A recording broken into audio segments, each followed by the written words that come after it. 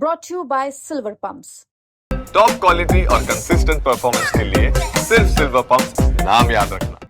आज बाबा साहब के जयंती के अवसर पर हम सब लोग उन्हें श्रद्धांजलि देने के लिए एकत्रित हुए हैं। मैं अपनी ओर से, अपनी पार्टी की ओर से, अपने सभी कार्यकर्ताओं की ओर से बाबा साहब को श्रद्धांजलि अर्पित करता हूं। हमारी पार्टी ने बाबा साहब को और शहीद आज़म भगत सिंह को अपना आदर्श माना है। हम लोगों ने ये तय किया है कि उनके जीवन के संघर्ष से हम प्रेरणा लेंगे और उनके बताए हुए रास्ते पे कदम, उनके बताए हुए संदेश के मुताबिक हम आगे बढ़ेंगे। उसी दिशा में हम लोग पूरी कोशिश करते हैं अपनी पार्टी को भी चलाने की और जहां जहां हमारी सरकारें हैं उन सरकारों को भी चलाने की।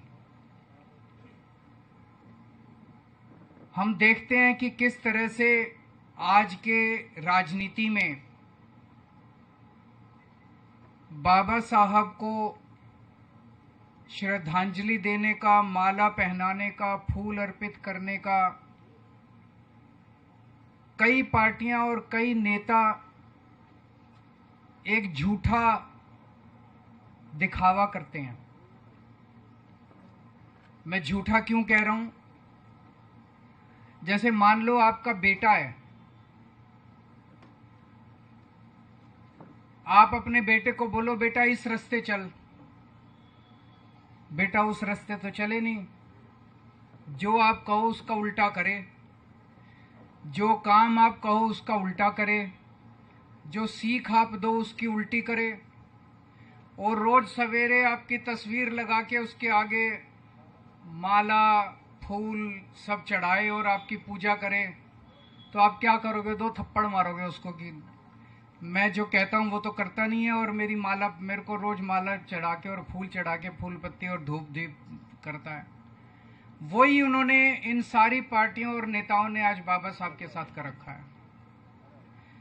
बाबा साहब ने जो संदेश दिया, जो उनके विचार थे, उस पे तो कोई नहीं चलेगा, उसके उल्टा करेंगे। लेकिन बाबा साहब को फूल पत्ती चढ़ाएंगे, उनको दिखावा करेंगे उनकी पूजा करने की।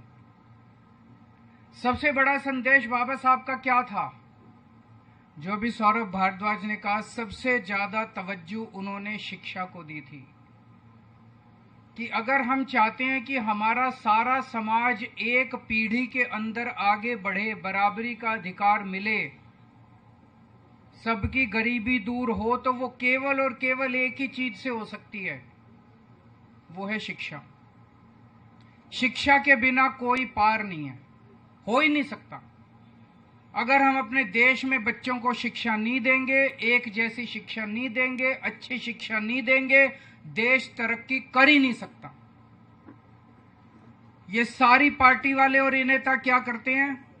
उसका उल्टा करते हैं, शिक्षा पे जोर नहीं देंगे। और अब जो दिल्ली के अंदर चल रहा है, ये तो बेहद दुखद है जो कुछ भी चल रहा है। जब हम राजनीति में नहीं आए थे, हम सोचा करते थे, हम एनजीओ में काम करते थे, हम समाज सेवा में काम, झुग्गियों में काम किया करते थे। हम देखते थे सरकारी स्कूलों की बहुत बुरी हालत थी, गरीबों के बच्चों के लिए बहुत बुरी शिक्षा थी। हम देखते थे कैसे प्राइवेट स्कूल वाले शोषण करते हैं माँ बाप का, बच्चों का, फीस पे फीस बढ़ाते जाते हैं, फीस पे फीस बढ़ाते जाते हैं।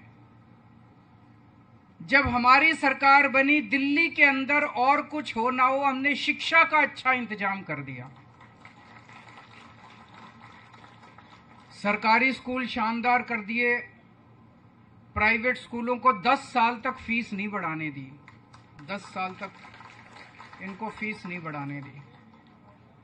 लेकिन अभी 2 महीने भी नहीं हुए और इन 2 महीनों के अंदर इन्होंने पूरी शिक्षा व्यवस्था का बेड़ा गर्क करना चालू कर दिया दिल्ली के अंदर। ऐसे है जैसे अब एकदम से लूट मच गई। जैसे सारे प्राइवेट स्कूल खराब नहीं होते, लेकिन कुछ प्राइवेट स्कूल ऐसे हैं जैसे भूखे भेड़ियों की तरह झपट के मार रहे हैं पेरेंट्स के ऊपर। जो सोशल मीडिया पे देख रहे हैं, बच्चों को लाइब्रेरी के अंदर बंद कर दिया जाता है, बच्चों को क्लास अटेंड नहीं करने देते, बच्चों के ऊपर जिस तरह से तानाशाही बर्ताव किया जा रहा है कि फीस नहीं दोगे तो ये कर देंगे, वो कर देंगे, अनाप शनाप फीस। कईयों ने तो दुगनी कर दी, कईयों ने 80% बढ़ा दी, 40%। कहां से लाए बच्चों को पैसे पढ़ाने के लिए? मैं भी आने के पहले सोशल मीडिया पे देख रहा था, एक आदमी कह रहा था जी 2 लाख रुपए कर दिए साल का खर्च। कहां से लाए, कहां से लाए इतने बच्चों को पैसे पढ़ाने के लिए? ये तो किसी भी जिम्मेदार सरकार की जिम्मेदारी होती है कि वो शोषण के खिलाफ लोगों को बचाए, और यही शोषण में शामिल हैं, यही लोग शोषण करवाने में शामिल हैं। सरकारी स्कूल कितनी मुश्किल से ठीक करे थे, कितनी मुश्किल से ठीक करे थे 10 साल में। इन्होंने हैप्पीनेस करिकुलम बंद कर दिया, इन्होंने देशभक्ति करिकुलम बंद कर दिया, इन्होंने बिजनेस ब्लास्टर्स, सारा एक एक करके मिशन बुनियाद बंद कर दिया। एक एक करके जितने अच्छे काम करे थे सरकारी स्कूलों में सारे बंद करते जा रहे हैं ये लोग। अभी कल गुजरात की एक स्टोरी आई थी। गुजरात के 157 सरकारी स्कूलों में 10वीं क्लास के बोर्ड के पेपर में एक भी बच्चा पास नहीं हुआ, एक भी बच्चा। 30 साल से इनकी गुजरात में सरकार है, शर्म से डूब मरना चाहिए इनकी पार्टी को कि गुजरात के अंदर 30 साल सरकार चलाने के बाद अगर शिक्षा व्यवस्था का गुजरात में ये हाल है तो अब वही हाल ये लोग दिल्ली का करेंगे। तो कहते हैं बाबा साहब के भक्त हैं। बाबा रे क्या भक्त हो, जो बाबा साहब ने कहा उसका उल्टा करते हो तुम। बाबा साहब ने कहा शिक्षा पे काम करो, ये शिक्षा का कबाड़ा करने में लगे। एक राज्य बता दो मेरे को जहां इनकी सरकार है उन्होंने शिक्षा पे अच्छा काम किया हो, एक राज्य बता दो। कोई एक राज्य नहीं है जहां इनकी सरकार है और उन्होंने शिक्षा को ठीक कर दिया हो, एक भी स्कूल को उन्होंने ठीक किया हो। पहले मैं सोचता था 75 साल हो गए आजादी को, मैं यही सोचता था शिक्षा क्यों नहीं ठीक हो रही, क्यों नहीं ठीक हो रही। हमारे देश में इतनी गरीबी, इतनी अशिक्षा है। मेरे को लगता है कि अगर हमने शिक्षा व्यवस्था ठीक कर दी तो एक पीढ़ी में हम अपने देश से गरीबी दूर कर सकते हैं। मैं सोचता था क्यों नहीं हो रही, मुझे लगता था इनको करना नहीं आता, इनसे हो नहीं रहा। लेकिन जिस तरह से ये दिल्ली की शिक्षा व्यवस्था को बर्बाद करने में लगे हुए हैं, अब मैं पूरी तरह से कन्विंस्ड हूं कि जानबूझ के इन दोनों पार्टियों ने 75 साल में इस देश को अनपढ़ रखा है, जानबूझ के अनपढ़ रखा है। एक षड्यंत्र के तहत, साजिश के तहत इस देश को गरीब और अनपढ़ रखा गया है। इन दोनों पार्टियों ने मिलकर रखा अपना वोट बैंक बनाने के लिए। इनको बाबा साहब से कोई प्यार नहीं है, ये कोई बाबा साहब की इज्जत नहीं करते। मजबूरी है कि बाबा साहब को इज्जत देने का दिखावा करना पड़ता है। और क्या मजबूरी है? वोट चाहिए इनको, एससी समाज के वोट चाहिए, इसलिए दिखावा करना पड़ता है इनको बाबा साहब की पूजा करने का, बाबा साहब की इज्जत देने का। बाबा साहब अंबेडकर ने जब संविधान सभा के अंदर, कॉन्स्टिट्यूशन असेंबली के अंदर जब डिबेट चल रहा था, उस वक्त बड़ा कड़क बहस हुई थी कॉन्स्टिट्यूएंट असेंबली में। किसी ने कहा कि वोट देने का अधिकार सबको नहीं होना चाहिए, किसी ने कहा कि अनपढ़ लोगों को वोट देने का अधिकार नहीं होना चाहिए, गरीब लोगों को वोट देने का अधिकार नहीं होना चाहिए। यह प्रस्ताव आया केवल पढ़े लिखे लोगों को या इनकम टैक्स देने वाले लोगों को ही वोट देने का अधिकार होना चाहिए। आप सोच के देखो, अगर केवल अमीर लोगों को और पढ़े लिखे लोगों को वोट देने का अधिकार होता तो आज हमारे देश के अंदर गरीबों का क्या हाल होता और दलितों का क्या हाल होता और पिछड़ों का क्या हाल होता। ये तो नोच के जीने नहीं देते लोग, सांस नहीं लेने देते, पानी नहीं पीने देते आप लोगों को। अगर ये बाबा साहब लड़े थे संविधान सभा के अंदर, बोले नहीं, हर व्यक्ति को एक वोट का अधिकार होगा, एक।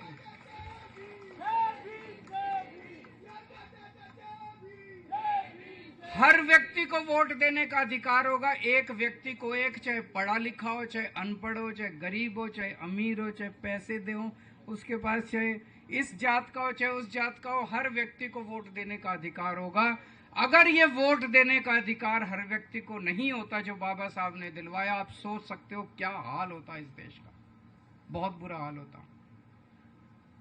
अभी तो वोट देने का अधिकार है, तब ये लोग झुग्गी वालों को वोट के पहले जाके कहते हैं कि जहां झुग्गी वहां मकान, और जिस दिन चुनाव के नतीजे आते हैं अगले दिन झुग्गियां तोड़वा देते हैं। इतने बेशरम लोग हैं ये लोग।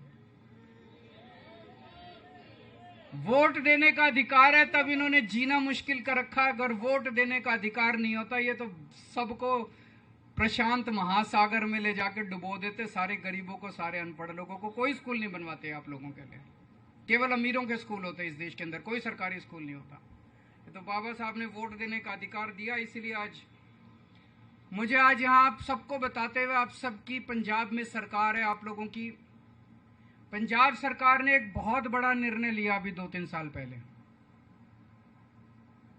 पूरे देश में कश्मीर से कन्याकुमारी तक और गुजरात से आसाम तक केवल एक राज्य है पंजाब, जहां पे वकीलों का, जो सरकारी वकीलों का पैनल बनता है, उसमें भी रिजर्वेशन दिया गया है।